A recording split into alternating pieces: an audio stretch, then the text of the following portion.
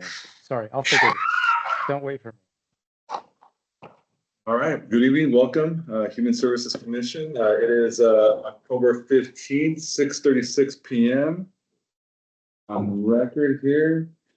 Call to order. We'll take attendance. Yeah, I just want to report that one of our alternates, Bo, you all saw in the email, he has stepped down, so that's a current vacant position. We will wait to fill that until our next recruiting cycle. That will start in March, and then in May, those terms will start. Also, JD, she's out sick today, so she's an excused absent. And we have Ray and Preston online, and we have some guest speakers that will do introductions when they do their presentations. Welcome, everybody. Cool. All right, next thing we have in order is public comment. Nobody in public comment? Yeah, and I didn't receive any emails. Approval for minutes for September 17, 2025, one of the commissioners. I move to approve. I second. Okay. Thank you. That's for approval for minutes. And then we have our next thing, agenda items. Number 4, we have Friends of Youth. We have Brooke Drennan. Yes. Just sit here. Please, yeah. And I have your PowerPoint, so I'm going to go ahead and share it on the screen up here.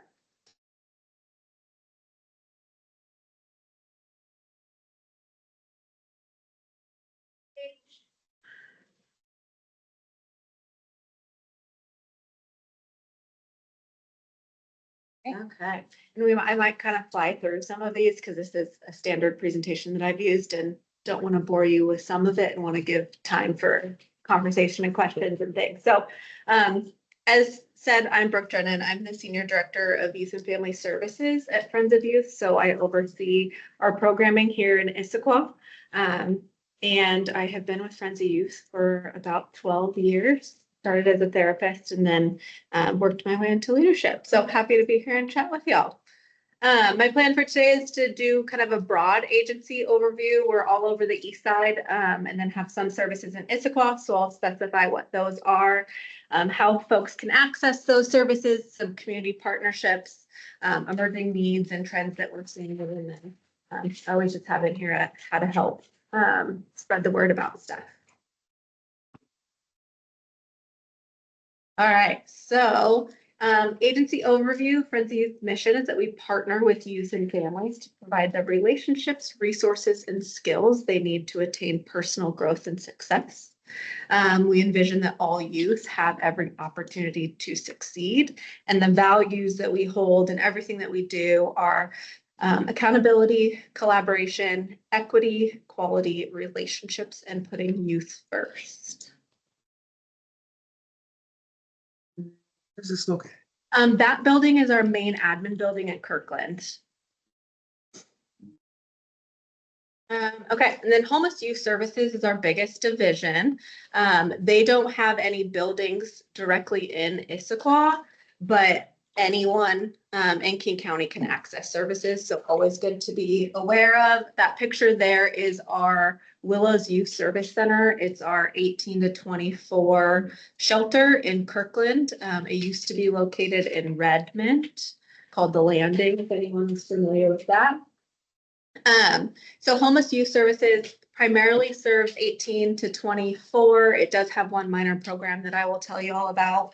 But they have supportive housing and rapid rehousing. So helping individuals in the community find permanent supportive housing. We have Safe Place. I don't know if y'all are familiar with Safe Place, but they are a 24/7 crisis hotline that responds to youth in the community that need support.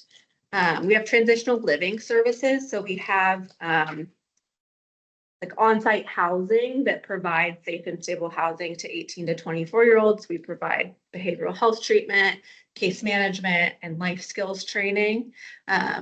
And then our youth services, Willows Youth Service Center that I mentioned, which is the overnight emergency shelter.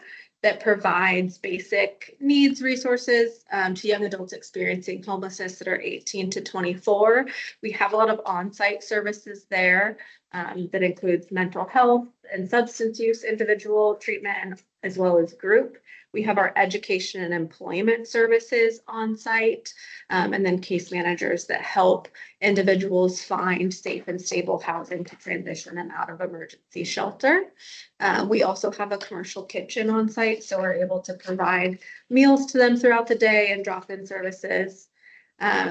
Our only minor program within homeless youth services is Youth Haven. This is a youth emergency shelter that's located on our Kirkland campus. They, depending on staffing levels, can house anywhere from typically like 6 to 10 young people. And they focus on supporting individuals who, or young people who are not placed at home for whatever reason. So they work really closely with DCYF to make sure that individuals can find safe and stable housing, whether that's, reunification, returning to home, or finding alternative placement. Which campus is it on? It's on our Kirkland campus. Okay. Yep. And then we have affordable housing, which is our IVA Place Kirkland. This opened within the last couple years. And then Bridgepoint is actually our brand new program that opened in July. This is a partnership between Homeless Youth Services and my programs, Youth and Family Services. It is a housing program, but specifically for individuals that are exiting inpatient treatment and would otherwise be unhoused. It came out of a House bill, and we're the only one on the east side of Washington that is doing this work. There's one other agency, Excelsior, on the east side that has a similar program. But as far as we know, there is no other programs like it in the state of Washington. How So many people can you accommodate? 10. Yep. And What kind of inpatient treatment are you talking about? mental health or substance use. So child, children's hospital? Yeah, it's for 18 to 24-year-olds. Oh, I see. Yeah, and if they would be exiting into homelessness, then they would qualify for this program. Okay. It's up to 90 days. Ultimately, the goal is to transition them to, more safe and stable permanent housing. But it's kind of a wraparound program that, again, has mental health and substance use, peer counselors, case management, and really works to support them in finding stability. I'll do a little plug for that one. We're having a ribbon cutting on November 4th for anyone that would like to come. Wow. And so I will make sure that everyone has that info, but that's an exciting new program. Our next program is it's just foster care. It used to be more expansive than foster care, but we did add some services when there were some federal changes. So we are focusing on expanding foster care. As we know, there are lots of young people in Washington that don't have stable places to be. And so we are working on licensing more foster homes. And ultimately, our goal is that our old campus, this is Griffin campus that's located in Renton, will kind of become a foster care hub that we can have foster families live on site and also have transitional living as individuals age out of foster care. And then youth and family services. So this is my programs, that little house you see. Hopefully you've seen it on Front Street down the road.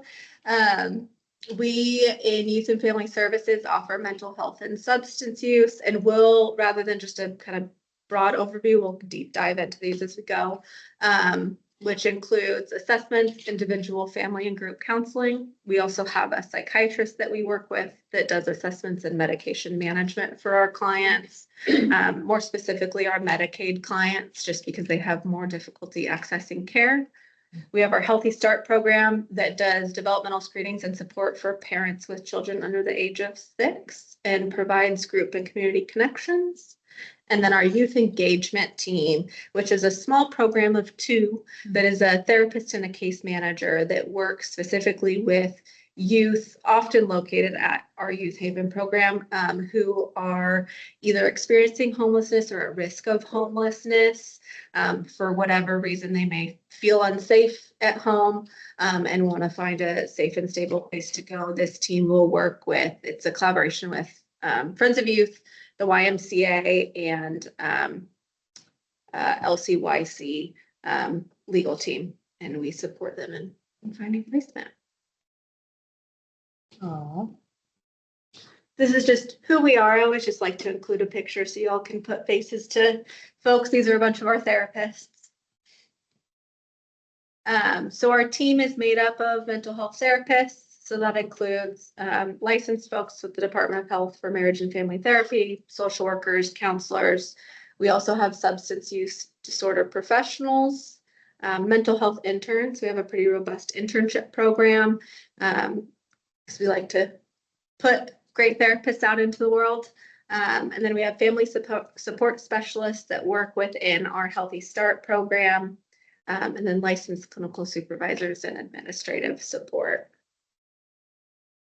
Our funding is made up primarily of Medicaid, commercial insurance, self-pay, fee reductions, local government grants, and private and individual donors. I would say probably 75%, 70% of our clients are on Medicaid, so tend to be lower socioeconomic status.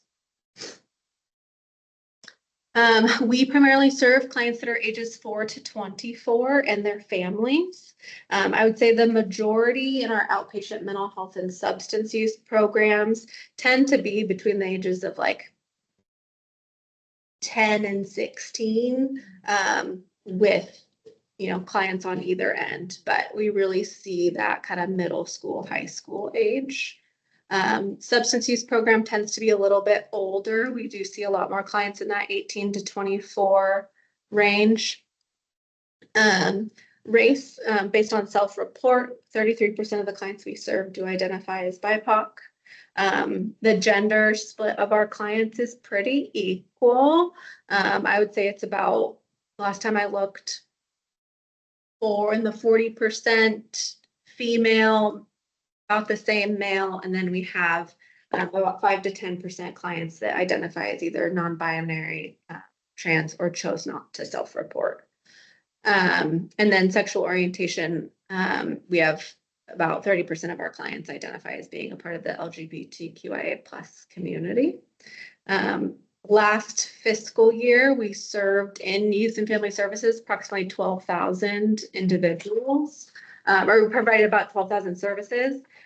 Issaquah residents specifically this year, so year to date from January to September, is about 1,350 services provided. And then every year we serve about 250 new clients. So we, yeah.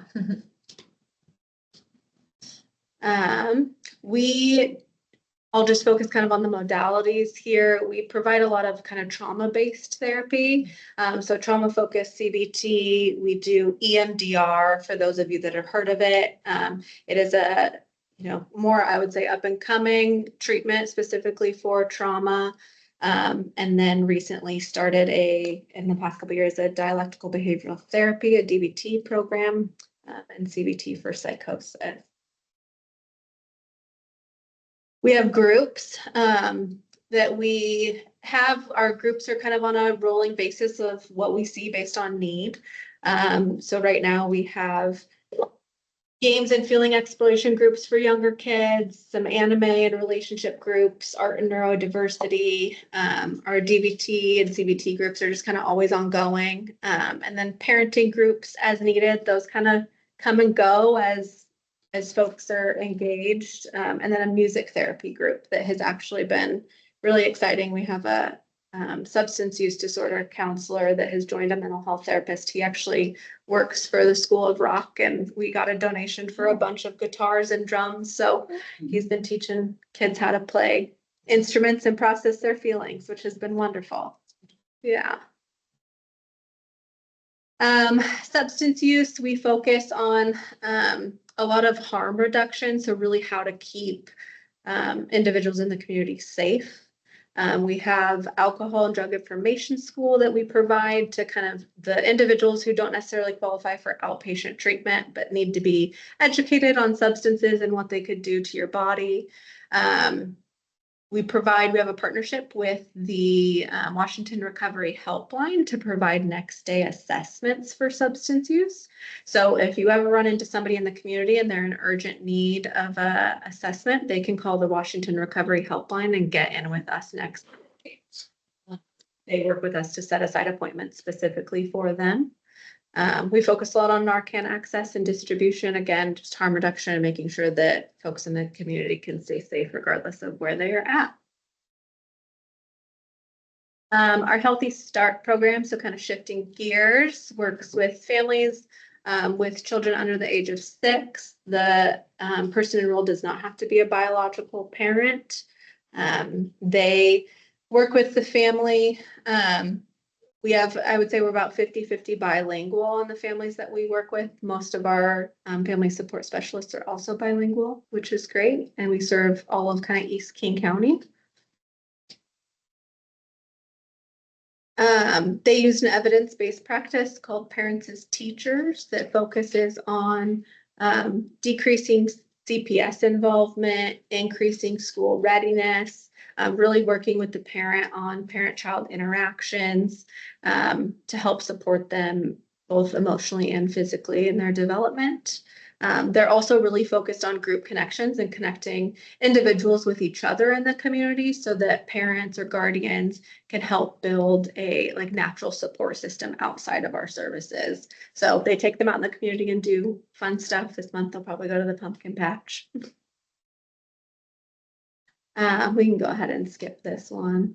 And then the youth engagement team, forgot to put the goals on there, but that's the program for youth under the age of 18 who are at risk or experiencing homelessness. It is free to kind of anyone in King County, and they offer case management, housing navigation, and mental health counseling to really work with the youth and their natural supports on finding a safe placement for them.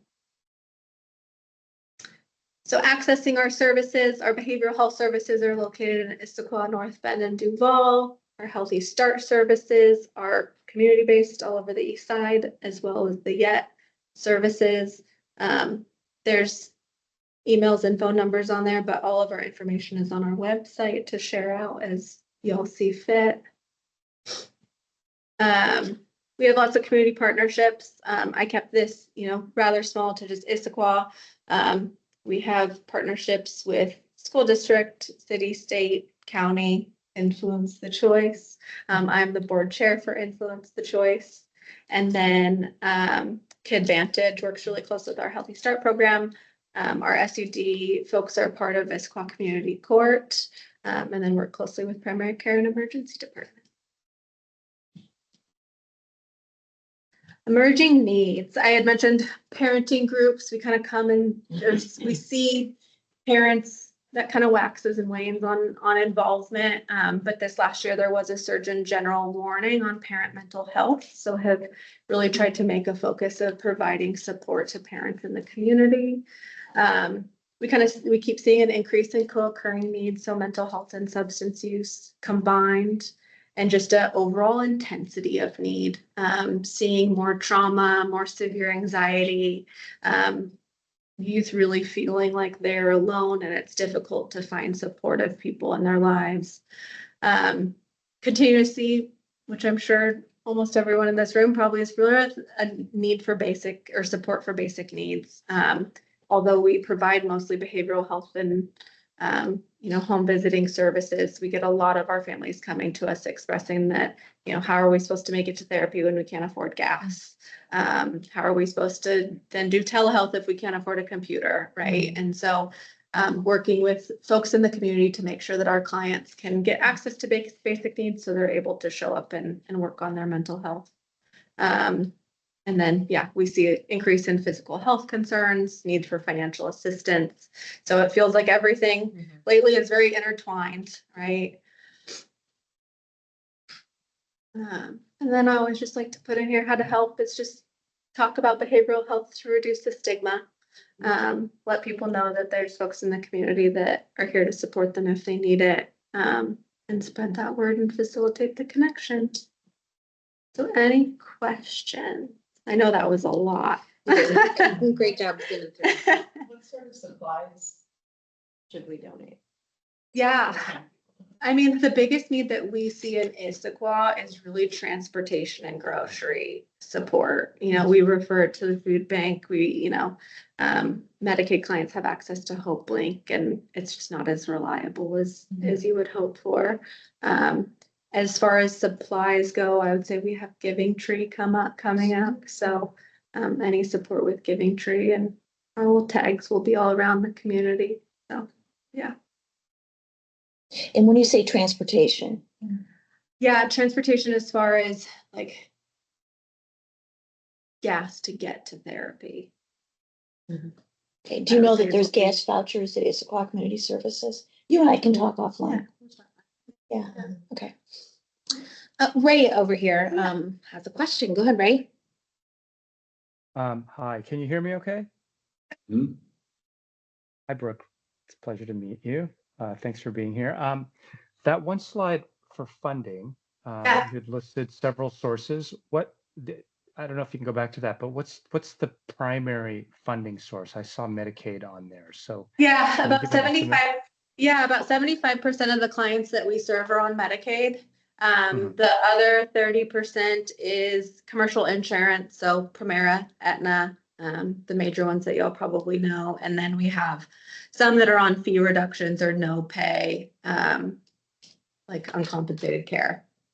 Okay, and I did a presentation, and pardon me if you were there, at Influence the Choice, and also for the Issaquah Nursing Network group, where organizations like yourself who have an affiliation with a provider who is on Medicare or Medicaid, should that provider utilize a community-based organization such as yourself to provide ongoing care for any of their patients, they get a cut of their reimbursement. Are you aware of that program? I somewhat, but not entirely. So happy to Okay. chat.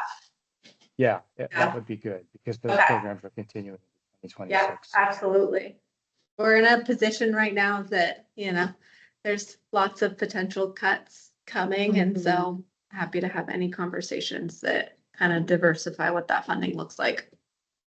Okay, we will get connected. Thank you. Thank you.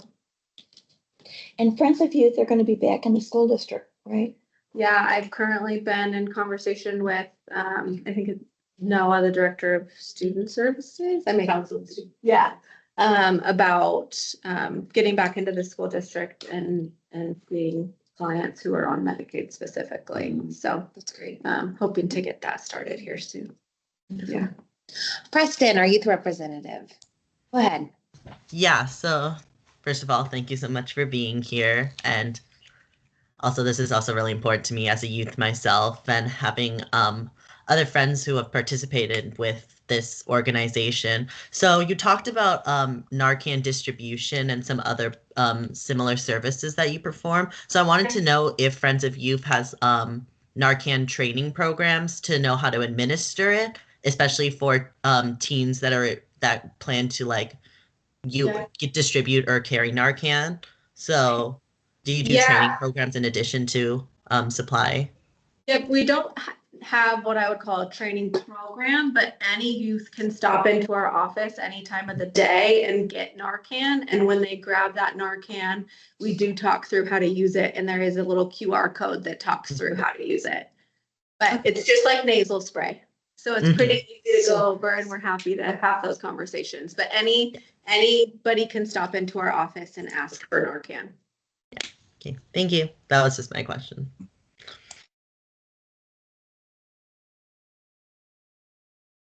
Any other question? Thank you so much. Yeah, absolutely. Yeah, really appreciate your time, Brooke. Yeah. We enjoy our partnership with Friends of Youth, and it's so great to see how much you do in King County on the east side. And Yeah. it expands way further than Issaquah, but you do a lot for our city. So thank you. Absolutely. Yeah, we really appreciate you being here in person with Yeah. us and your time. Yeah, of course. All right, well, you can leave now. Or you can stay. Or you can stay. Yeah. We do have next is for tomorrow. Yeah. Monique, hello. Thanks for joining us. I saw you pop on earlier. You're welcome to jump on in. Hello, so Hey, good to see you. Thanks for Thank joining you. us You online. too. Of course. Yes. Thanks for having me. Just want to double check, do you have access to share your screen if you had a presentation or? I think so, but let me go ahead and test it. Okay. I think you can see that. Yeah, we're in. Perfect. So I'll just jump right in. I mean, I'm really happy to be here and happy for you all to get to know For Tomorrow a little bit more. As you probably know, this is the first time that we've partnered with the city of Issaquah. So we have a contract with them for this year and next year, or with you all for rental assistance. And we're really grateful for that expanded partnership and to be able to work with community members in the city of Issaquah and across all East King County. So first, I just wanted to give just a really brief overview of some of our other services and programs and kind of what our organization does, and then get into some more specific information from the rental assistance program. So on the screen, you'll see our 6-month impact report. It's actually on our website as well, so you can go to our website and review that further. But one of the programs that we have is we are actually located in the Kirkland Teen Union building. So that's a partnership between the City of Kirkland, Youth Eastside Services, and ourselves. So each kind of take our specialty of the services that we have at KTUB. And what For Tomorrow does is we really operate the art studio, the art programs, and the recording studio program. So we have a producer, we have an amazing recording studio, and we have teens that are going through the program right now. That's why I can't be there in person with you all today. I just got done with our teens in the recording studio, and we're just about to finish our second song, which is really exciting. So that's some of our work that we're doing in person with some teens in Kirkland. Next, I want to talk a little bit about our homelessness programs. So the one on the screen is the Emergency Temporary Housing and Homelessness Recovery Program. So this is really a short-term hotel or motel stay, plus a little bit of navigation from our coordinators for anyone who's experiencing homelessness or who is unhoused in our community. This is more of a regional effort. So just within the first 6 months of this year of 2025, we've been able to provide 351 nights or beds for families or individuals across East King County. And that includes that's serving 85 households. So through that program, like I said, we're doing some navigation to help them figure out what their next step is while they're having that short-term hotel stay. Sometimes there's just a break in their housing, or sometimes they've been chronically unhoused. It really just depends on, where they're at, and we kind of help meet where they're at and find their next step or refer them to a program, or if we can intake them into one of our programs like the Safe Parking Program in Bellevue, then we go ahead and do that. So this is another big program that we have. We completed our first year of the program in May of 2025. Unfortunately, there was some structural issues with our building, so we had to pause the services inside. We're currently operating without a day center, which is really, really challenging, but we're still providing services to families in a limited capacity. So we still have a parking lot. We're still serving families. It's just looking a little bit different until we can find a new home for our day center and all the services that go inside of that. But in this program in a year, we served 211 individuals. That's 58 families. And as you can see, the biggest demographic in age is under 18. So there was a lot of children on site. We saw a lot of single parents, single mothers with multiple children coming through the program. Gratefully, we've been able to help them, help a lot of them be housed and become housed. So 49 families out of those 58 were housed in permanent or transitional housing, which transitional usually means a 2-year program or a 1-year program for transitional housing, which leads us to an 84% success rate of housing families in the Safe Parking Program, which we're really grateful for and proud of. Next, we have our mental health program. It's a 2-pronged approach, but we really focus on our community members who are falling within the gaps or between the gaps, right? So we have a coordination program that is super low barrier. Anybody can call, and this one's not related to service area. So anybody can call and talk to a therapist or talk to one of our people who can help them navigate resources in regards to their mental health. They can also join the coordination program where they can learn some coping skills and get some help in finding a sustained therapy program or a support group or something that can help them ongoing more long term. But then the second part of that program, it is a requirement that they live in our service area. And most of the time, the individuals that are entering this program are also uninsured. So they have a lot of barriers to getting therapy elsewhere, especially in Spanish. And so all of our therapists speak Spanish and English. And so we've been able to provide a lot of support to our community members here in East King County and beyond. And so you'll see kind of some of the numbers there for our therapy sessions, our support group, and then our coordination sessions as well.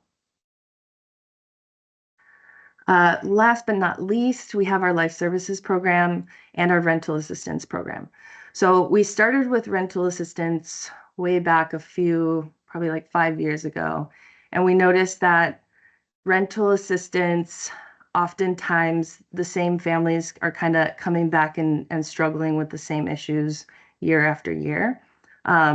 And there was some things missing where maybe they just didn't have a budget in place, or they'd never been able to have those conversations on, how to navigate different resources. Or they're coming with multiple months of back due rent, and in order to save their housing, they need multiple programs or multiple months, which a lot of times not just one provider can do that. So we really have the life services program to provide more comprehensive support for the family, to engage them in kind of navigating those difficult resources, or navigating when they do have to come up with multiple months or come up with a plan to really save their housing. That's a lot of what the program does, but it also does a lot of other things, like helps people with their education goals, helps with basic needs, some immigration related things, job resources, and so much more.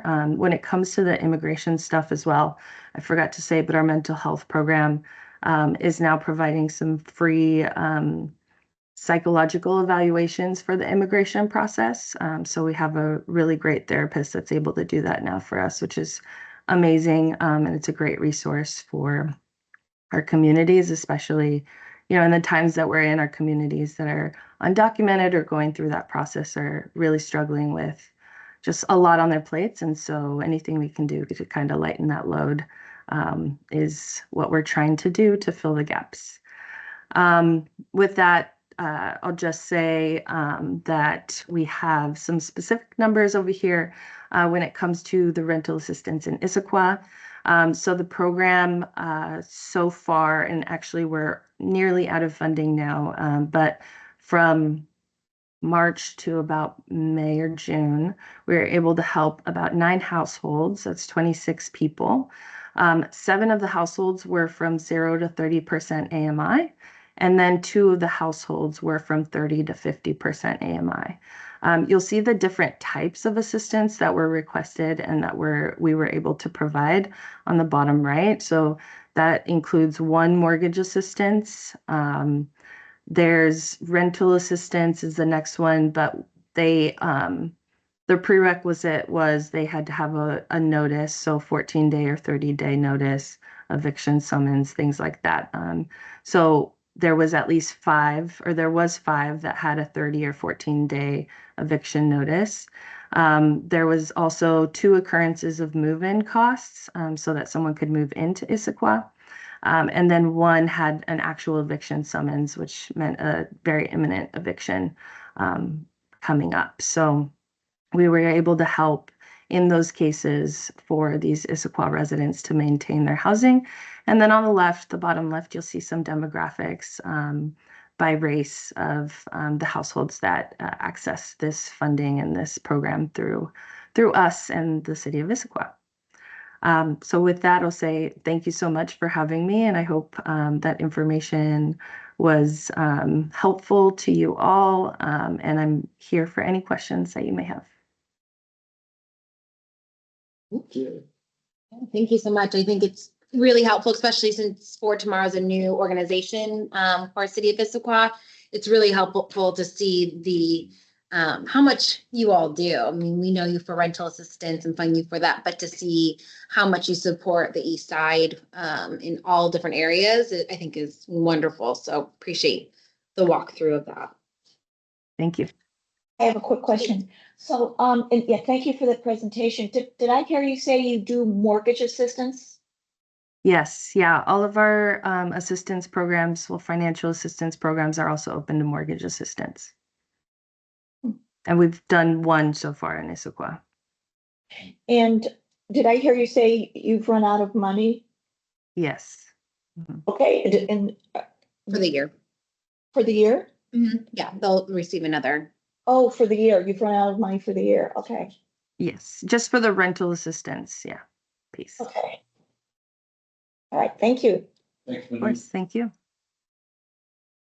Any other questions?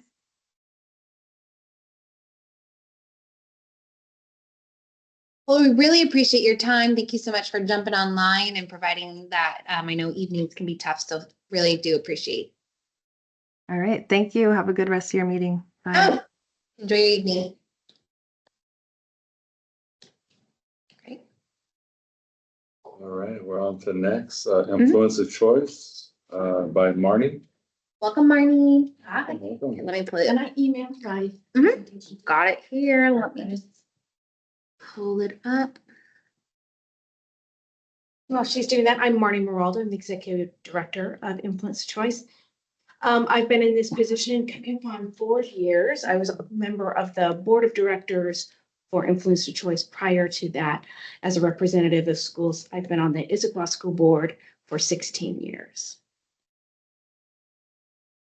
So first I wanted to come here and say thank you. So through your grant, that is really important sustainability funding for us. We started as a drug-free coalition. So for 10 years, we were able to receive a substantial grant from the federal government. And so we are actually in year 14, beginning year 14. So it's really good for us to have this to be able to carry on past that substantial grant. Your funds allow us to reach parents and community members, and I'll talk a little bit more about how we provide our work. So that's mainly our hidden in plain sight, which I'll explain a little later. Our action forum for youth and resource fairs are the ways that we're able to touch and reach out to community and parent members the most. And for us, prevention requires an ongoing effort to continue to reach new generations. So we are really trying to do our work for the next set of students that come in. So that's a little bit about our work. All right, our thank you.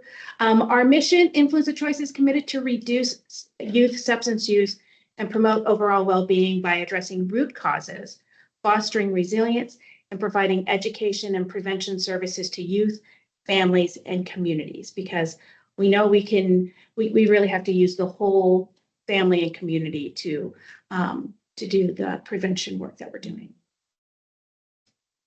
So some of our key programs for parents, I talked about it before, Hidden in Plain Sight, Action Forum for Youth. And in the resource fairs, what we do, one of the things that we hand out the most is our table talk flyers, and I'll talk a little bit more about that because that's the key of what you're funding. So I've put up more time on that.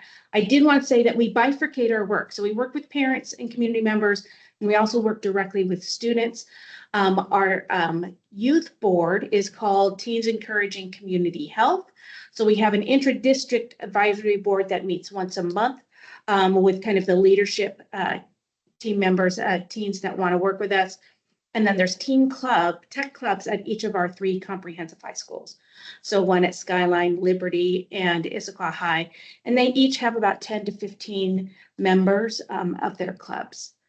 One of our programs, our key program that kind of kicked off Influence of Choice, is our Art with Influence. It is a video and 2D art contest. And actually we get support from that from the Art Commission here in Issaquah, so we do appreciate that as well.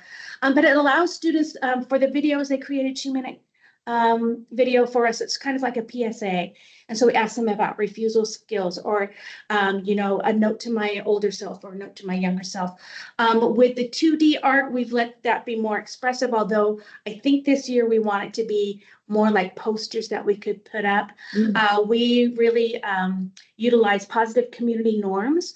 So rather than focusing on the negative, we try to focus on the positive and want students to drive towards being part of that positive norms in our community. Power of Me, Power of We is a youth conference for middle schoolers. So we do actually work with students from 6th grade through 12th. Although our tech clubs right now are at the high schools, we do our work from 6th grade through 12th grade. And the Power of Me, Power of We is focused on those middle schoolers. It's usually our first interaction with them. So that's a great tool for us. But it gives them, it's a 5-hour program that they come on a Friday, on a Saturday. And we really talk about more leadership skills, giving them courage to stand up for themselves. We talk about substance use and the impact. So it's a great opportunity for us to start building those resiliency skills that will help them later on. Youth Advocacy Day, we will take a ton of kids down to Olympia. They do the advocacy work with the legislators. So right now we're starting our work of preparing them what policies or programs are you interested in talking about, and really setting them up for success. But they do all the speaking with the legislators, which is really great. And that really builds that leadership, that resiliency, that confidence that helps them when it comes to refusal skills, right? So you have to layer on how to build those skills. And then a new program that we've developed in partnership with Friends of Youth is called Substance Free Athletes. We are using the moniker Protect Your Game. We've gotten permission and actually licensed through, but it's working with coaches. So the coaches will give 2 to 3 minute discussions, like little chats after practice that are prevention related. And so that is a brand new program that we have. And much of our student work is funded through a STOP grant through the federal government. So a lot of our focus will be alcohol related because that's what that grant is for. So that's our key programs. I think I put this slide in twice. Yep. The other one was fancier. Hidden in Plain Sight. So this is a major program that we do with parent education, and that's related to, we put together a mock teen bedroom, which you can see my kids were messy. This definitely emulates them, where parents can look for items which might indicate that there are substance use, and kind of giving them some tips, because there's so many things out there that they would not recognize. Our newest one is things like Zyn or Velo, the nicotine patch that you can fit in. A lot of parents don't know what those look like, what the packaging looks like. So our emphasis is highlighting awareness rather than, inviting them to go snooping through their child's room. But then what happens is then we have a presentation, and we guide parents through how to have a conversation with their child. So how do you start that? It's very cumbersome to try to start a conversation. What does that look like? We've partnered with Friends of Youth over the past 3 Hidden Plain Sights to give important information related to substance use. So Friends of Youth, of course, is a great partner of ours. And then finishing with clearly defined expectations, because we know that if students know how their parents feel, that their parents are opposed to substance use, they're 50% less likely to use. And so that is a really important program for us that we are able to do about once a year. Action Forum for Youth, this actually just occurred last month. We hold it every September as we kick off the beginning of school. We provide information and data specific to youth substance use in Issaquah, in the Issaquah School District, which is our service area. And then we talk about the Healthy Youth Survey, which is offered every other year. And we have an individual ITC survey that I can send you all the link to, because we are actively collecting that now. We also have a panel of youth that talk about what they're seeing in schools, what they're seeing with their friends. And it's a great time for the community to be able to ask youth directly as to what's going on in the community. And we usually have between 25 and 35 community members, leaders, that will come. So we'll have elected officials there, some school people there, and then just people in general who are interested in supporting students. And then at our resource fairs, this is a one pager. We also have a threefold handout that we give. Really how to talk to your, in this case, it says teens, how do you talk to your child about substance use? So again, taking those key points that we give at the hidden in plain sight, how do we give that in something that we can interact with somebody shortly and have them walk away with many of those same tools? So we have versions differentiated by age. So we actually have one for your younger child, because we would get so many people would come up to the at resource fairs and say, oh, my kids are little, I don't need to worry about that yet. And so we really wanted to talk about how it is a lifetime of letting students know how you feel about substance use. So we have our flyer for teens is also available in Spanish and Hindi, as well as English. And you know, in fact, the Hindi one, I had one of our tech students did the translations for us.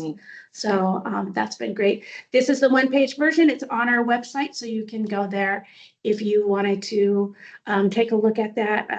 You're welcome to print it out, take it to your friends.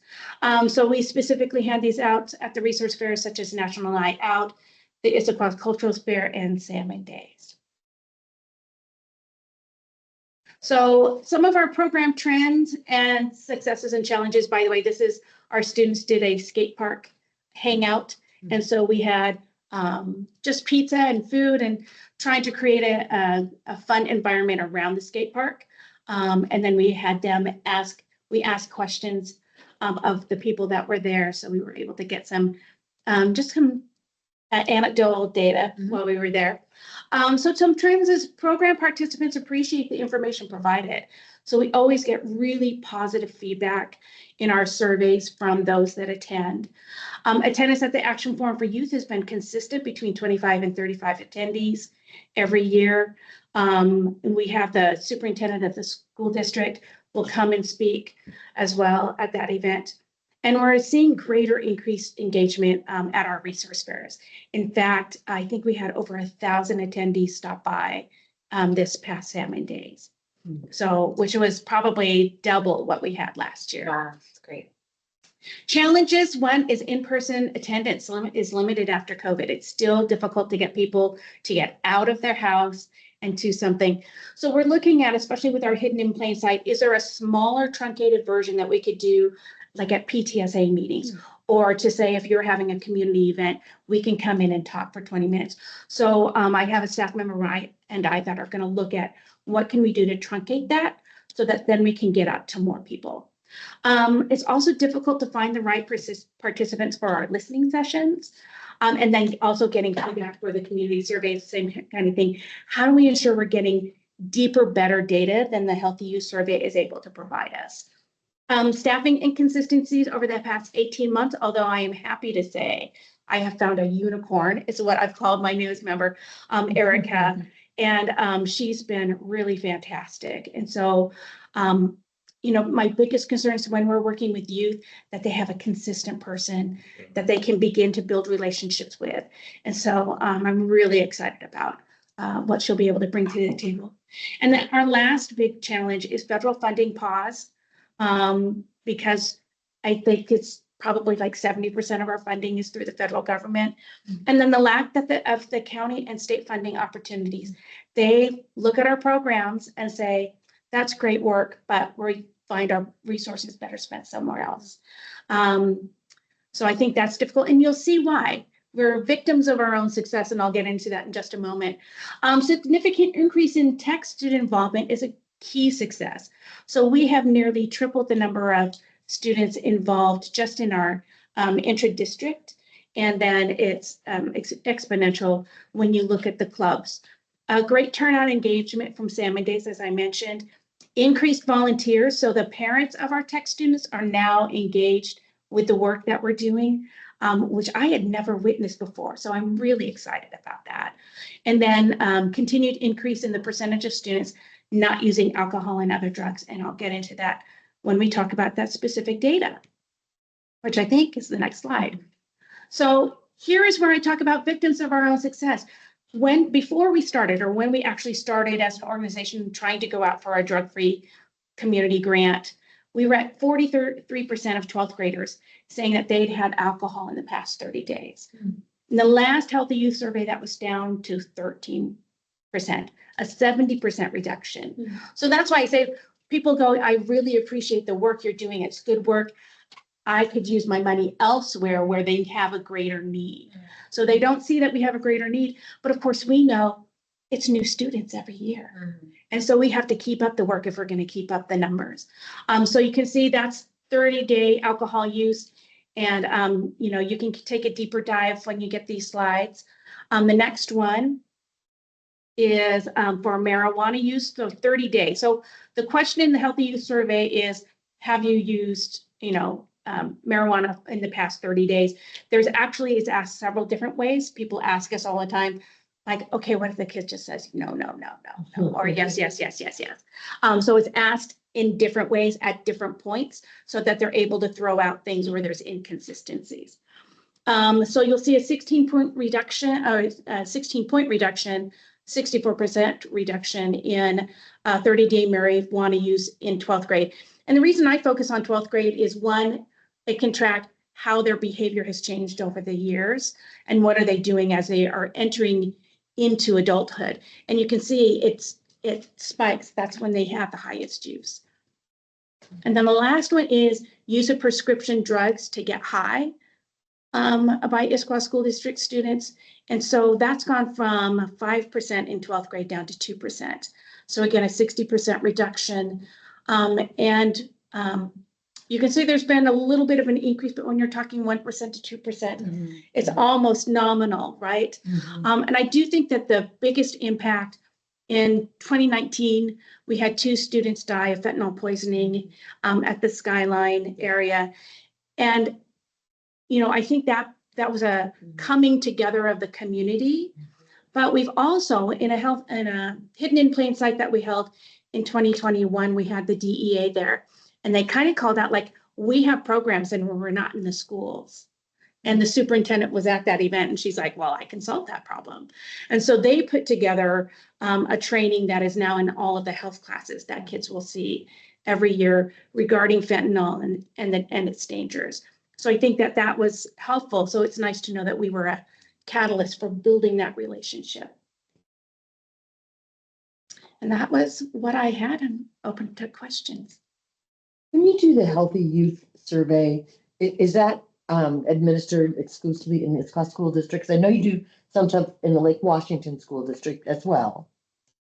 Right. So the Healthy Youth Survey is done by the district, but it's a statewide test. So it's available. Okay, thank you. Got it. There are some requirements that you have to meet a threshold of 40% or more of the students in that class to take it in order to have that data available. So when we look at these numbers, there's also, you know, well, how many students is that really? It's actually a large number of students. Okay. But we are getting dangerously close to that 40%. So I had a lot of conversations with the superintendent. We have a joint letter that goes out to the teachers administering the test. And then I was talking about what day of the week, when is that test administered? Because if you do it on their Wednesday flex time at the end of the day, all the seniors are going to jump in their car and go home. Yeah. So that was one of the things. I don't know what the result of when that's going to be, and it's being taken this month. So it's every 2 years. It's administered in October. We skipped 2020 because of COVID. None of the kids were in school. So that's why there's an asterisk by 21. It's because it was a different cadre of kids. But yeah, so we're pretty confident in those numbers, and they are similar. Now the amount is you know, remarkably down in our district, but across the nation there has been drops in substance use. Yeah. Not to the levels that we're at, but definitely across the nation. So this generation of students, and some ponder, you had kids at home that watched, there was a lot of joking about day drinking amongst parents, and that was real. And were students watching that and making decisions about healthy decisions for themselves after that? It's just a pondering that there hasn't been a lot of data about why students aren't using. Have we just been really good at showing them the dangers? Is our education better? So that's some of the information that we're trying to do some listening sessions with youth to get at what is it that is causing that significant drop in use of. I was reading statistics that Gen Z is like the least interested in alcohol. So we're curious. Yeah. So maybe there's some. Right. Right, I'm sorry. I was just gonna say, whatever you call this high school generation, are they also Gen Z? They still are Gen Z, yeah. Middle school though, I think it's still in elementary is Gen Alpha, so I think middle school, there might be some transition in there. Starting back over the A. Yeah. But in Greek this time. Oh, yeah, I'm in the B, the boomers, I don't know. So they should be Gen AI, because that's what's. Yeah, that's a great. A1. I want to welcome Ray. I saw his hand up. So did you have a question, Ray? Yeah. Hi, Marnie. It's nice to see you again. Nice to see. What's prompted the sudden which is a great report, the engagement of parents? You've mentioned that. What something you did differently? Well, yeah, we actually did change up our resource fair a little bit this year to try to draw people in. One is apparently word got out about these spinners. You just spin and pick a number, but we wanted to make sure that we weren't just having them spin for a prize. You actually spun, and based on the number you picked, we had age appropriate questions. So because adults would want to spin, older kids, and when they were little, you have to have different questions, but we would ask them questions related to substances. My kid did that at your. Did they? Oh, that's great. They had to identify which pack was a no-no. And the one with the marijuana leaf was a no-no, but he's never seen one. So then it was a great opportunity for me to explain it to him. Yeah. He actually knows about it in Hindi, but not in English. And so then I was able to connect those dots, and it was really wonderful. That's great. That was the second piece that changed is we did a second table that was like a small setup of our hidden in plain sight. So we could have some of those items and the number of parents, we would show them like a real a bag of normal candy and a bag, what it looks like, a bag of candy that's actually infused with THC and how little the packaging requirements were. Wow. And we had another one that was from another state. So because it's not federally allowed, there's no federal standards. And so while ours actually is big and huge compared to this other one that had this small thing that said 100 milligrams of THC in a mint, right? So it was a great opportunity. And so I think it was compelling enough where we were located. We're on the corner, so we were able to have kind of this corner display, and parents came up, and It was very effective. Thank you. That's great feedback. And the weather was great. And the weather was great.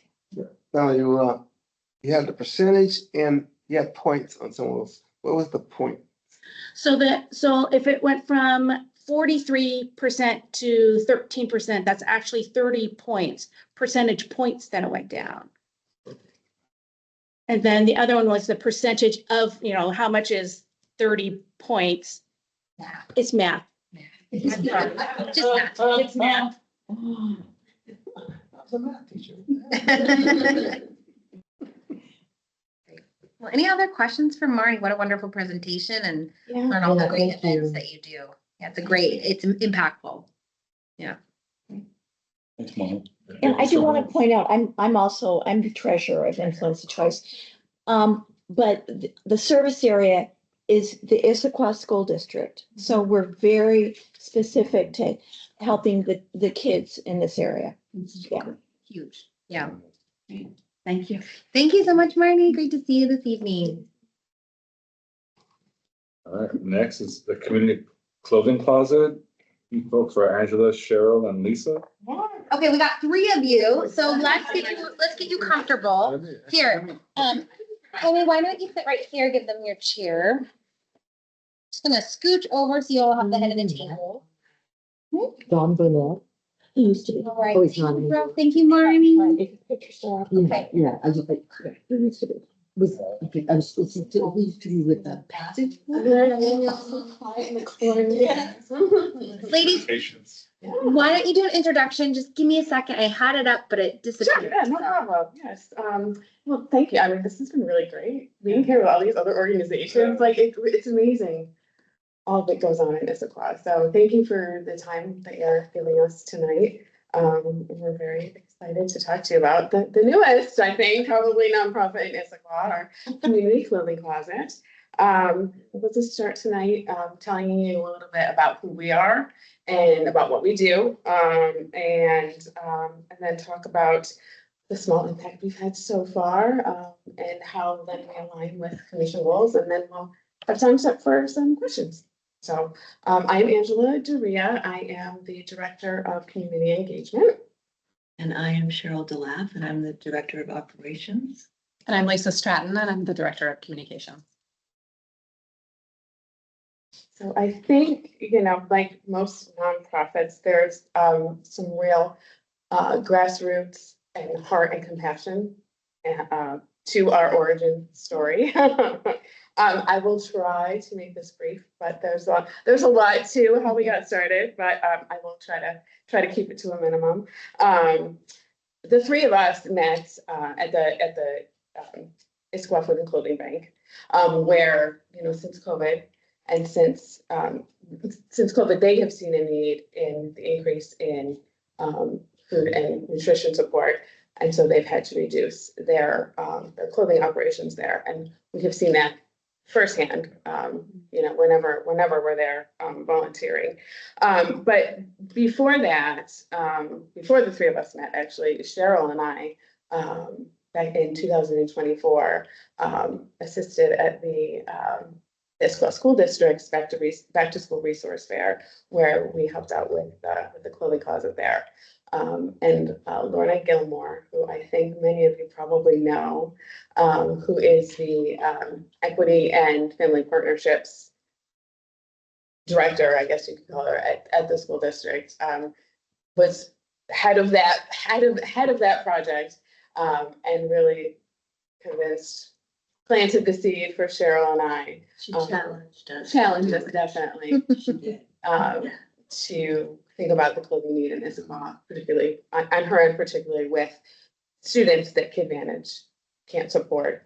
And so, we talked about that, and we brought it back to the food bank, and we connected with Lisa, and it all just sort of came together. And then through our partnership with the city this past spring, we saw what we could do with a community clothing swap, and who we could serve, and that really just gave us the encouragement to be like, okay, that we can do it, and so we dove in. And we're doing it. Yeah. So our mission is pretty basic, I would say. I'm going to read it to you. To provide quality clothing at no cost to those who need it most. To unite communities through events grounded in compassion over commerce, and champion sustainability by keeping clothes out of landfills and into closets where they belong. Simply put, our goals are to fill that clothing need that's in our community, for everyone, for youth, for adults, for teens, for our seniors. We want to provide opportunities for our community to come together in all aspects and work together for a common goal. So provide opportunities for people to donate, for people to volunteer, and then for people just to come together and reap the benefits of that, no matter what their need is. And then just to do our small part environmentally by reducing waste and reducing the things that are going into our landfills. All right, so in a moment, Lisa's going to tell us how we do this, but I'm going to tell you a little bit of reiteration as to why we're doing it, because we feel pretty strongly about what it is we're doing. First of all, there's a great need in this community for clothing resources. I think everyone agrees with that. The food bank, which you just toured, did you? This is the first time you've been there? It's a great organization. Yeah. They made the very difficult decision to close their clothing bank during COVID, and they're just not able to resurrect it because of the need for food. So because of the amazing generosity of the cities, of the people of Issaquah, we're able through our events to provide free, high quality clothing to anyone who needs it. In our events, it's quite something. There's no barriers. We ask no questions. Everyone is free to come and participate in it. The second thing we feel strongly about is we think there's a community need in every community, really, to come together and do some work for good, especially now at these times. As Angela mentioned, we have these. We had one in May. We're having another one next week. A free shopping event. Were any of you able to come in May when we had our first event? Well, I hope you can come next week. We're having a donation day on Monday, shopping day on Tuesday. It brings everyone together, the donors, the volunteer, the shoppers in this fabulous environment of fun. There's respect, there's dignity, and there's joy in it. Because we discovered that people really like free clothing. They really do like it, and we like to give it. We're so grateful to the city of Issaquah and Pickering Barn for allowing us to use that beautiful event space that we get in Pickering Barn. We're also encouraging civic participation by inviting everyone to come volunteer who wants to with us. We have been working at the food bank for a number of years, and we recognize the power of a great group of dedicated volunteers. And so we're using them as our role model to put together a volunteer court made up of Issaquah residents. It's their community, and they're participating. It's quite awesome. And finally, we feel strongly about sustainability. We're passionate about it, actually. And we want to do our part so future generations can enjoy this beautiful place that we live, Issaquah. And so our events are keeping clothes out of landfills and into closets where they really belong. We call it a circular closet, actually, because we have found that when you provide a place for people to donate clothes that they feel good about, then they will absolutely do it. It's shocking the amount of clothes that we got in this first event. And then leading up to the second event, I think we have as many clothes now pre-event that we had at our event in May. And so people will donate, and they're so generous. And so what happens is they donate their clothes to us. We curate those clothes, and we turn around and re-gift it back out into the community to people who need it. It's quite something how it works.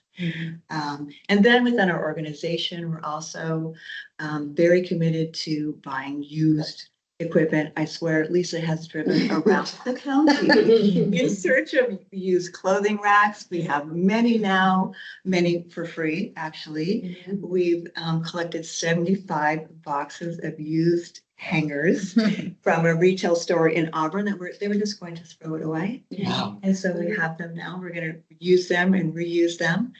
We're using paper bags. Everything for our shoppers. Yes, absolutely.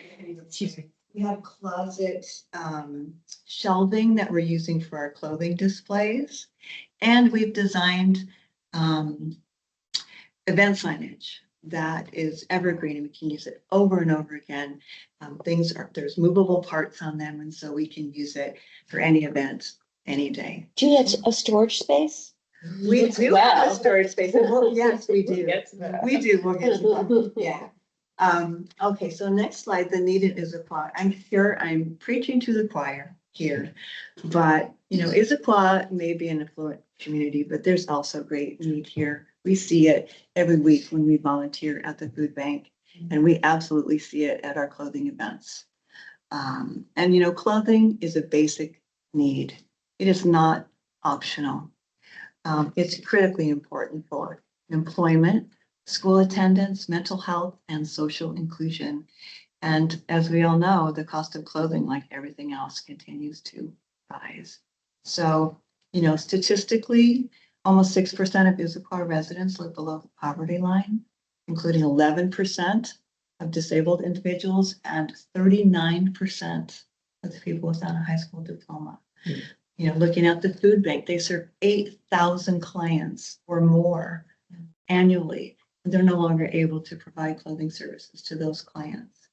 So they distribute 2,600 power packs every month to students who need food support over the weekends. And shockingly, there are a number of students in the school district who are homeless. They don't have a place to live. So, you know, these are numbers on a slide, but actually these are our numbers. These are people and they need our help. So Lisa's going to tell us now how we do this for everyone. So we have kind of a novel approach, like you asked about storage. And we partner really closely with the Issaquah Food Bank. They let us use the upstairs space in their warehouse. It's like over by Target. It's not an optimal space because we can only get into it when they're there. It's upstairs, so everything gets carried up the stairs and everything goes down the stairs. There's not an elevator. We packed 7 pallets to prepare for Monday's event. And they have like a forklift that they have to Bring it down. So it's a whole thing. But as of tomorrow, we are going to rent our own storage space. We got a small grant and that's going to use to fund it. We're very excited because then we'll have access to A small. a very small space. And it's a way to get started. Yes. But what we do is we manage by pop-up events. So we don't have a dedicated store where people can come in and shop. We have these pop-up events. Our next one is a big one. It's coming up at Pickering Barn on Monday. We have them in that large venue, and then we also are offering them in smaller venues where we will show up at Issaquah Food Bank, Renewal Food Bank in Bellevue. We bring our 4 racks and our 25 boxes of clothing and hang them there, and like we instantly have like a mini store for those clients to shop in immediately. So our large events are where the biggest influx of clothing would come from. Now we have a conversation with someone and they're like, oh my God, take my clothes. Yeah. But we have these large donation days. Monday is our donation day at Pickering Barn, and community members will come by. And what we found last year, we put up signage around Pickering Barn, and what we found was that there were people who like had it on their calendars and they planned to come. And then there were people who just drove by, saw the sign, drove home, came back, and were like, this has been sitting in my front entryway. I've been wanting to donate it, but I don't feel comfortable bringing it to Goodwill. I don't want to give it to Value Village. I want it to go to someone in need, and they are delighted to bring it to us. And so then what we do is we turn it into a free shopping day. So anyone from the community is invited to come back on Tuesday, and for no catch, no registration, just go in, we provide the shopping bag, and they can take whatever they need from the floor. At this time, we're entirely volunteer run, us included. We had a small but mighty crew of 22 volunteers who helped piece together our May event. We hope to have close to or over 100 volunteers for our Monday, Tuesday event, because there is such a need. Like we're going to need it and then some. So now let me talk a little bit about the impact that we've had so far. So our big community-wide event back in May, over 100 people donated, again, driving by or pre-planning it. They brought 250 bags or more of clothing, shoes, and accessories for kids, men, and women. Which was 2 tons. Yeah, 2 tons. 2 tons. Of clothes. Yeah, it was a lot. And we had, as I mentioned, we had the 22 volunteers who, folded, sorted, arranged the clothing into the retail space of Pickering Barn. And then that next day we had over 500 shoppers come in and just joyfully shop for free. It was really kind of a magical event. So our next event is next Monday and Tuesday, very timely. And we're predicting it's going to be at least twice as big, if not more. We've been promoting it for the last several months. We're now an established nonprofit. We've got a website. I love that you've been looking at it. And we've got a Facebook page. Like there are people who are very excited about it. We already have a bunch of clothing going into it. And so it's just going to be enormous. So that's okay because, this is a couple of pictures. This is a couple of pictures to give you a small sense for what it was like. It's hard to capture the size of Pickering Barn. That's standing halfway in between. So there's like a bunch of clothing on the left and a bunch of clothing behind me. We have rows and rows of shoes, but tables, racks, we're going to have hopefully all racks, very few tables this time. Are we doing it? Anyway, like this is generally what you can expect at it. So then in addition to this large event that we're having twice a year, we're doing smaller targeted events. These are, with partners like Issaquah Food Bank, Renewal Food Bank. I also gave my card to Brooke and was like, hey, we can give you guys free clothes. Like it's that kind of thing. We're always looking for connections, YWCA, like how Hutchison House, like we have all these conversations floating around where we're like, we've got all of this clothing. We know that there are people out there in need. We just need to connect to them. And we show up with our 4 racks and our 25 boxes of clothing and a tent. Yeah. And we are ready to go. We bring it to them. We're bringing it to them. Yeah. So we've distributed through these 3 events that we had 75 boxes of clothing. We sort of learned along the way. We started out with 10 volunteers, spent an hour and a half hanging before our first event. I got smart and I had the neighbor kids help us hang, and we went into our third event with like bags ready to just pull out everything free onto the hangers. The kids had a great time. Like we were like, this is so great. And that was fantastic. We're learning every time we do something. Everything. Every conversation we have, every event we do, we learn something. I can learn so much.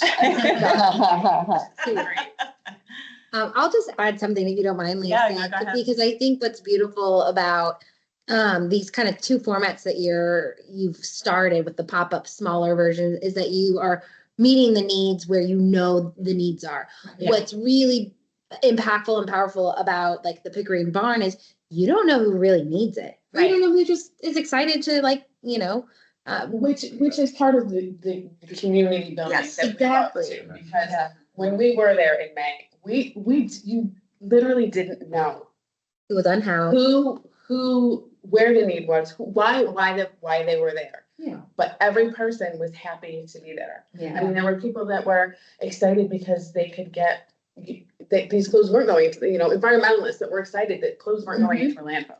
There were teens there that were excited to be getting a dress for prom or shoes for prom. There were people that needed it. There were vintage shoppers that were looking for certain brands that were finding things. Yeah. I mean, it was really cool. It was. The diversity of people. So these are a couple of photos from the 3 pop-ups that we've had. I love both the events that we do. Like it's great that we sort of normalize the idea of reusing clothing as we should. Mm-hmm. Like I've been thrifting for my whole lifetime and I'm like, everybody catch up. This is a great thing. But also these events that we do where we go directly to the clients, like these are really emotional because the people come and they're wearing their one pair of jeans that they have and they're filled with holes and they're like, do you have any jeans? This is the only pair I have. Do you have a jacket? I live outside and I'm freezing. Like, I need something for the winter. How can you help me? And like, these are the people that we really want to get in front of and, try to help them as much as we can. So we'll be rotating through these places, hopefully expanding to, more places as we make those connections. And that's part of why we're here is to, make sure you guys know about us so we can, continue to help more people. Mm-hmm. Yeah. So as you probably heard and figured out that we're really, obviously really feel passionate about community. And that's what, first of all, I love about our name. It's right, it's the first word in the name of our organization. And we, we really try to stand by that. We're so happy to be partnering with the city on these huge events. They really, like, that was our springboard for what we're doing now. The Issaquah, and then the Issaquah Food Bank is just, our gateway to the people that need it, and to our storage space currently. We're really excited to have the circle on board too, because of the need of our immigrant families that new here that need to get started on navigating life through the United States. We just recently partnered too with the Issaquah School District PTSA Council. And so, there's a great network of volunteers and a great network of communication for our families and our students. And then, as you can see on this slide too, there's all the places that aren't official partners, but that we work with. Issaquah Nursing Network helps us get the word out for sure. Kidvantage, we've started working with. We're both clothing organizations, and we certainly have sometimes a plethora of youth clothes that we're like, hey, and they're like, yeah, it's wintertime, let's take those extra coats. Like, so it's working together with them. School district obviously is someone that we there's another gateway of communication. So let's we're just. And really everyone, like everyone that we can partner with. Yeah, so that's it's a huge part of who we are. All right, well, alignment with the commission goals, we took a little look-see at your goals. Homework, huh? A little bit, yeah. And so we believe that our goal of meeting the basic need, clothing for the community, perfectly aligns with your strategic goal number 5. Facilitating access to community resources, right? And you have strategic actions 5.2 and 5.3, which are facilitate a coordinated system of collaboration between Human Services Division, nonprofit partners such as ourselves, maybe, and the Issaquah School District to help address disparities in basic needs and to support community resources that provide basic needs supplies like clothing, which is us, definitely. That's what we do. So we are serving the marginalized community within our community, people with low incomes, immigrants, refugees, those experiencing homelessness, no barriers to access whatsoever. We ask no questions. So we can't give you data about who comes to our events because we just don't ask the question. Yeah, intentionally. Intentionally, we don't, right? And because our model is mobile, like we talked about, we can have high impact with basically low cost operation. We rely on our storage space instead of high cost retail space. We just don't need it. It allows us to be nimble and flexible and decide how, when, and where we're going to help in our community and who we partner with. In May, when we had our event, we didn't know how many clothes we were going to get, and we didn't know how much was going to be left over. And so we had a plan, right? We're going to store what was left over. We got a ton of clothes, and you know what? Almost every piece of it walked out the door with us. Almost every piece. So we are not in the business of storing clothes. We are in the business of intaking clothes and then gifting them back out. So that's what we do. We're also scalable, right? If we had the funds, we could expand. We could expand our outreach. We could make new partnerships. There's no limit to what we could do because we're so nimble and so flexible. We can make all sorts of decisions about how we want to operate. And then, as we talked before, we're providing opportunities for the community to come together, to volunteer, to learn about sustainability, to practice sustainability. I mean, all of these things are important, we believe, for Issaquah. So finally, we have asks, but we have offers as well for you all. To be viewed by you as a trusted partner in the community would be so meaningful. We would just love it, right? And we intend to ask next spring for you to consider us for your funding. of course. We would welcome your assistance in promoting our programs and our organization to the extent that you can. And finally, we'd love to integrate even more with the community. And so anything that we can do to help you with your programs, we are so happy to do. So thank you for having us. It's been such a pleasure. We love talking about this. Great presentation. That was their first. It was our right? first. Oh, well done. Well done. So I know we get kind of choked up about it. It's really cool. Now, do you guys have business cards you can pass out? We Yeah. Yeah. Did I bring my business cards? No, I did not, but they do, so. How, so you did an event in May, you're doing another one in October, you have your pop-ups. How often are you thinking you'd like to do the bigger Pickering Barn events? We have committed with the city, for next year too, again, today.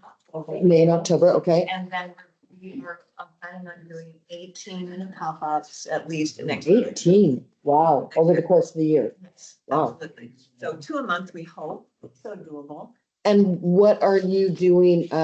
I assume, how are you getting the word out about your events? Well, I'll pass there's mine lots on. of people who are helping us. We have Facebook, Okay. right? And we have Instagram, and we have our website. We have the city promoting it. We Okay. have word of mouth, the nursing network. Everybody that we talk to, they talk to their friends and they talk to their friends. It's really quite something. So. Yeah, the school district was fantastic. It was Yes. working with us on that Yes. too. Yeah. The nurses network at the school district. Yes. Put it in their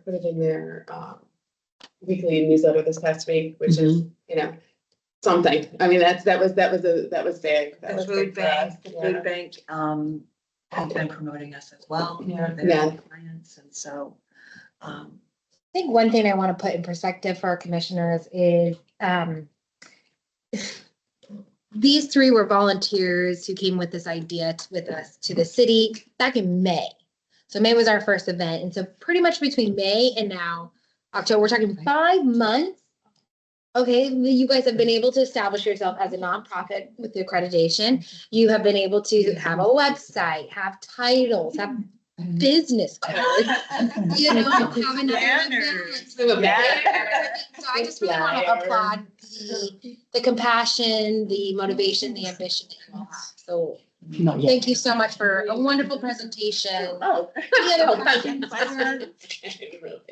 You answered my question. You've done wonderful. Yeah, you did a great job answering a lot. thank you. So Thank you. we hope you can come. We hope to see you. Yes, we would. So, I'm signed up to volunteer on Tuesday. Oh, that's right. I knew I recognized it. And so I'm My wife talked to you guys doing Salmon Days. She came home and goes, "Did you know this?" I said, "Yeah, I have."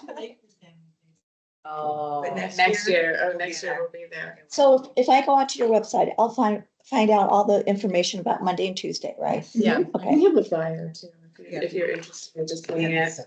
We've only got a couple copies left, but that's. Well, I can just go to your website. Yeah, yeah, it's all on the website. All this information is on there, yeah. We also were at the culture fair, and we've been to the farmer's market twice, which is very fun. Oh, yeah. That's where she said. Oh, yes, where- yes, okay, yeah, yeah. let's that go. was- And that's where you take your 50 boxes and, No, that's where we just have informational booths Oh, okay. to promote. It's those 50 boxes that we take her to the pop-ups that we do at various locations. well, thank you. Thank you so much. Yeah, thank you, ladies. Very proud of you. I'll see you all tomorrow. See you tomorrow. Thank you. Thank you very much. All right. Let's go. We're almost there. Yeah, no kidding. That was a great time with the organizations there. Really? Yeah, great presentations tonight. 1, 2, 3, 5 organizations. Yeah, we busted out. Yeah. Let's work tonight. Thank you, ladies. Have a wonderful night. Good work there from the community. We have reports, chair, commission reports. None from the vice chair, no. Any other commissioners? You have any updates to the group? I got nothing. The only thing I was gonna bring up, and I was gonna do it before they left, but it's a different model, but Samam, the Central Washington, how it closed the campus on on Sammamish, it's closed down and the building is empty now. And there's a big movement by community members up there to have the city allow them to use part of the building. It's a huge building, but to use part of the building for a thrift store. Oh, for a thrift store, like, Yeah. So it's, I mean, I think the idea is, to get all, Sammamish is a wealthy community, is to get all that stuff and put it in a building so that people, and I don't know what their pricing structure is going to be like, but, to get it recirculated. huh, interesting. Yeah. Anybody from online? Commissioner Ray, I know I got next to you, Preston on the youth report. Anything on your end? One thing that sticks out to me, I have a question. Is there, like, why is dollar signs not part of their presentations? Like, we have this amount of money this year, we're gonna run out and we need this amount to stay sustainable for 2026. Is that not something that would be of value to the group to just, they're all such wonderful organizations. So how do we discern on who has the greatest need based on who's running out of money? Is it gonna come to that when, and you'll have to educate me because I'm new to this, but. Yeah, Ray, wonderful. Thank you for thinking of that. And it's a great question. In the application process, there is a question that you can gather some of that information.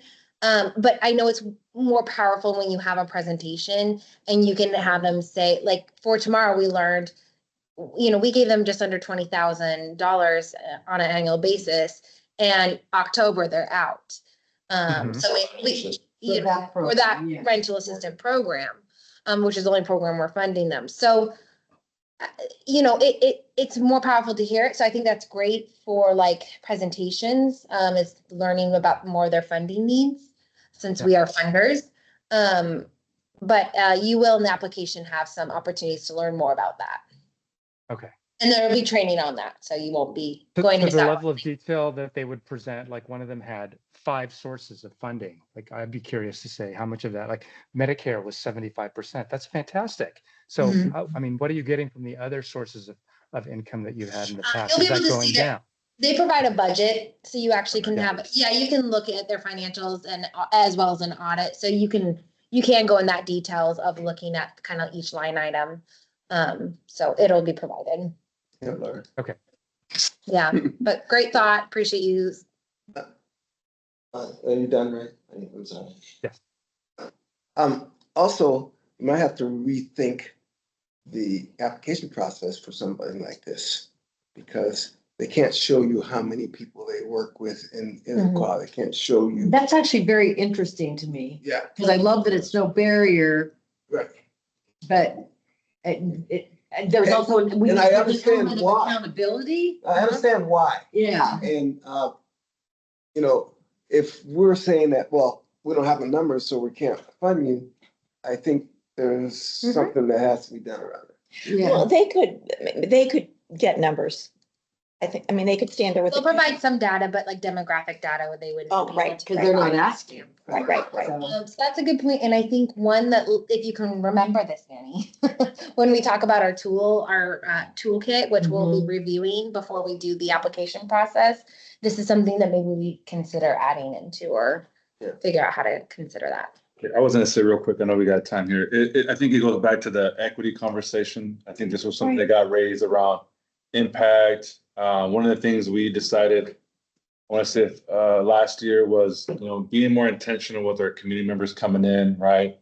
And or doing like site visits, because you can only read what you can in terms of financials, their statements, mission, vision, values, but to actually hear the passion, hear, hey, the community is important to me.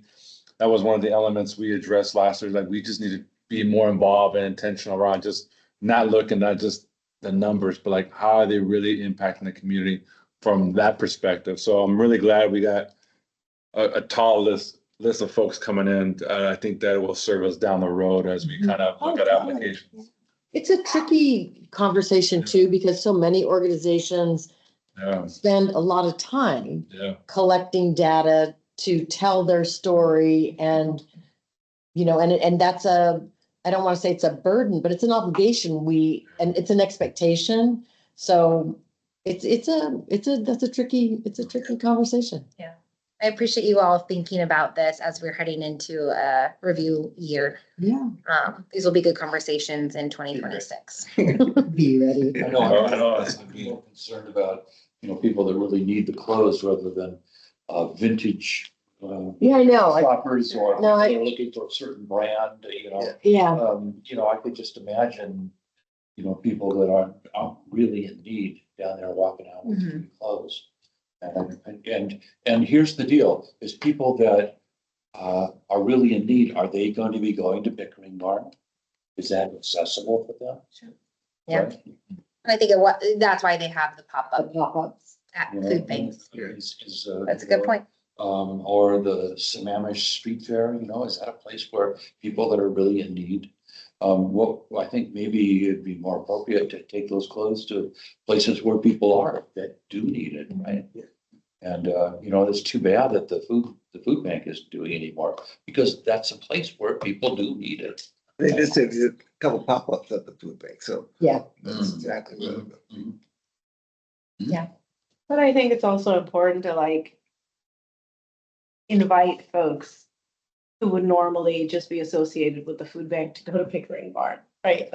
Maybe if I'm in need, I shouldn't just be corralled into a food bank to take care of all of my needs. And that's where the community building part comes in. Maybe there's some dignity in being able to go to other places like the Sammamish Arts Fair or whatever, and be able to afford something over there, have a reason to go where you can afford it. So It's a good point. All right, we're on, Preston, any update on your end? I suppose I've told Hannah this, but there's a new announcement. So there's probably not going to be any more youth reports. I'm no longer a part of the Issaquah Youth Advisory Board, but I'm still happy to serve as a youth voice for the Issaquah Human Services Commission, but I won't be providing any more back-to-back information with IAB anymore. I'm still happy here to give a youth voice. Absolutely, absolutely. He's very much a youth still. 2 more years. Yes. Thank you, Preston. We're happy to have you. Yeah, thank you, Preston. Staff report, Hannah? No report other than I need just some logistics figured out from you all and how you want to do something for the rest of the year. So typically we have our November meeting and then we recess in December. November, I double booked us, so I need to figure out who I need to say no to. November, we have a joint equity meeting. So they're coming to our regular meeting. And we have another transportation meeting. So it's just a part of the annual plan from Thomas. We've had a few of those. This one should be about an hour long. I think it'll be a little more engaged type of feedback session. So an hour, if not a little. Is this the one, is it normally scheduled on November 19th? Yep, November 19th. It's our normal time, 6:30. However, we are going to meeting in a different location to accommodate the larger setting, and it's going to be Gibson Hall. Do you know where that is? I was like, where's that? I'm looking around. Yeah, if you know where the salmon hatchery is, across. Yep. Yes. Gibson Park. Salmon Bay. Yeah. They just did a remodel in it. I saw it. It's beautiful. So we're going to be there, but it is normal time. And so the equity board, I talked to their liaison. We, in the past, when we did a joint, we also had a couple of providers present. Understandably, the equity board would not want to participate in that. They would, so we have two options. Either one, I can cancel completely or cancel and reschedule the 3 potential presenters, which I'll share with you. And just do the presentation, and then we can be done, pretty much call it a shorter meeting. Or what we can do is we could still have them come at the back end if they're willing to come later, and they could present. So we would basically have kind of 2 meetings where we'd have to do the meeting, adjourn it, and then re-adjourn, start a new meeting for this.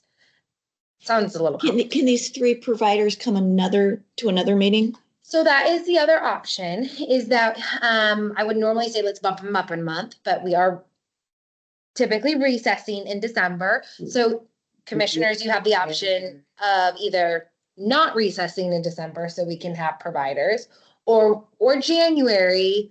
Could they come in January? Yes, I think they could come in. If we met in December, our normally scheduled, just for Decision making. that would be Wednesday, December 17th. That would be our regularly scheduled Human Services Commission date.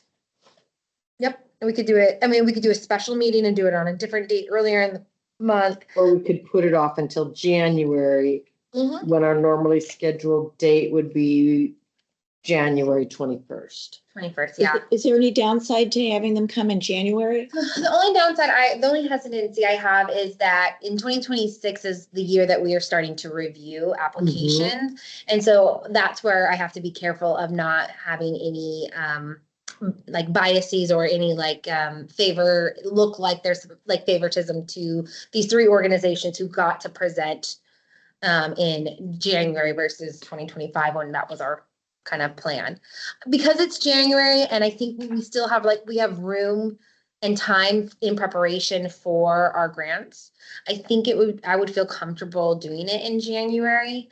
The organizations, just so you're aware, is Bellevue College, Housing Connector, and Issaquah Schools Foundation.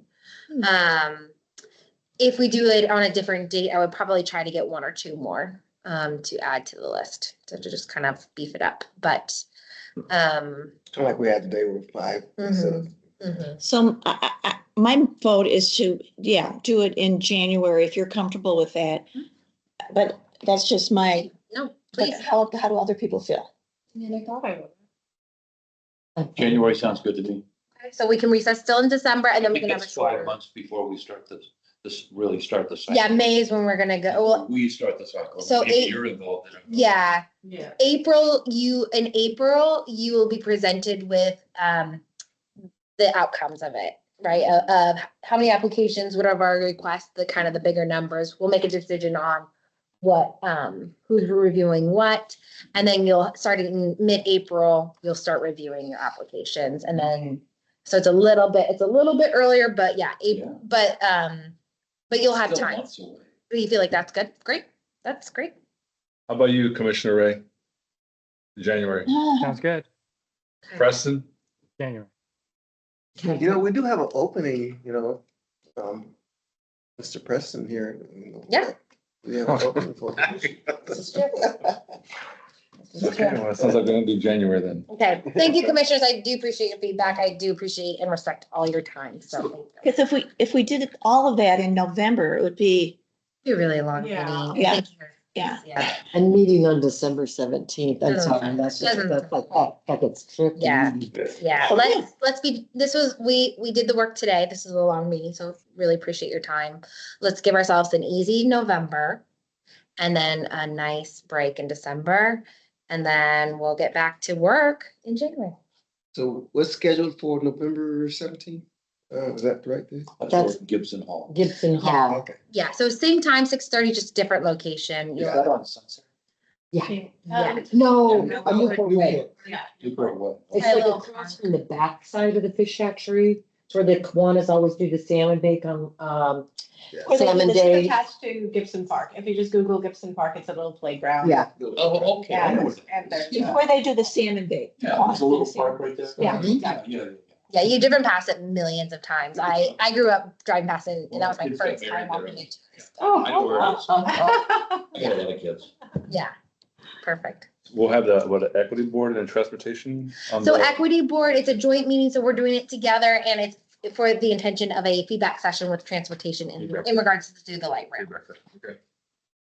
So Okay. you will see meeting emails about that. Okay.